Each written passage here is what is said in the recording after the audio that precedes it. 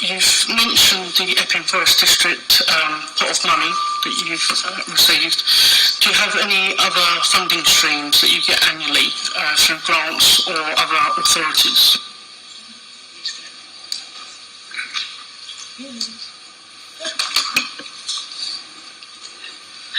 We do get funding from the three town councils, from Epping Town Council, Loughton Town Council and Waltham Abbey. We also get money from a Loughton charity. We also raise money through projects. We had the Cabinet Office project a couple of years ago. The ARS project is running today. Thank you. Right. We also do get some donations.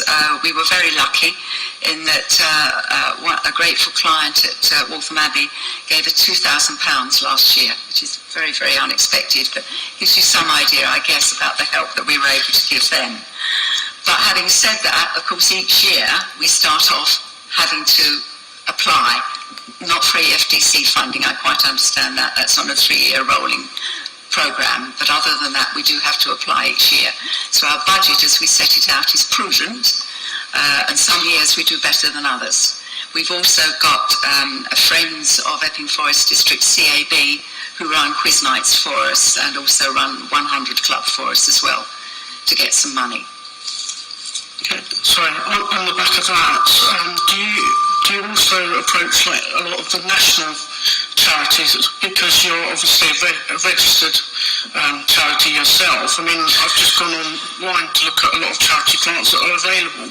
I mean, do you source a lot of these national providers? Because you've alluded to that in your presentation, that IT is a problem, staffing's an issue, your venues that you use. Have you approached those kind of providers? Yes, we actually approach anybody and everybody. As part of my job is to do exactly that. Last year we had other income of over £7,000. They were mainly little small grants. We managed to get a grant from our own organisation for Citizens Advice for a project they were running, one of only 13 in the country, which was an amount of 13,000 on domestic violence. This current year we did not go into the Advice Services Transition Fund, as it was very difficult to get partners in the same field as ourselves. Essex County Council thought we were going to be able to do it as an Essex-wide bid, but unfortunately, just as we got everything up and running to do it as an Essex-wide bid for CABs, the government changed the rules and said no, it had to be much more localised, and that we found wasn't possible. You mentioned earlier about when you're sourcing venues that you've obviously got to consider storage space. I am assuming though paper files, there's not a legal requirement for that, so that's more tradition for the CAB, or is it a requirement? No, unfortunately it is a legal requirement, but we have to keep files for 6 years.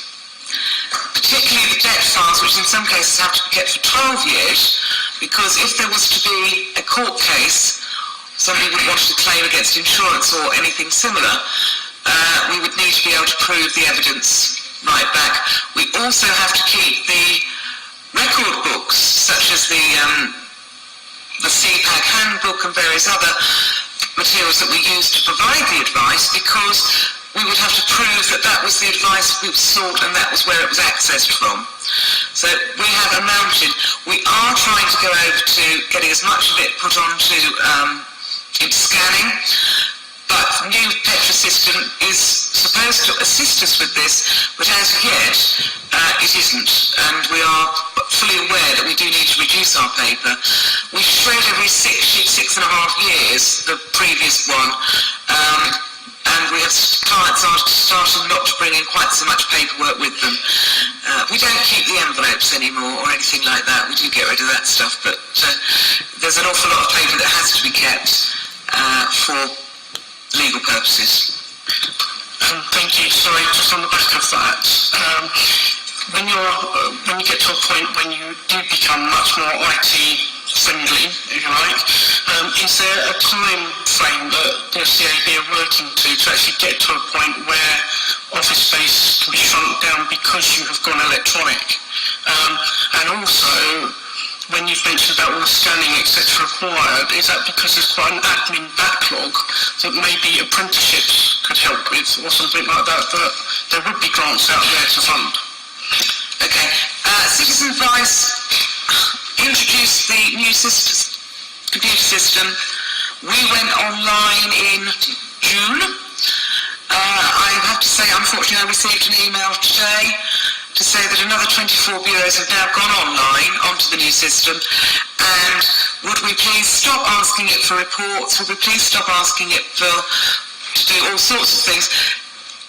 They've realised yet again that they've introduced something that's not quite up to speed yet,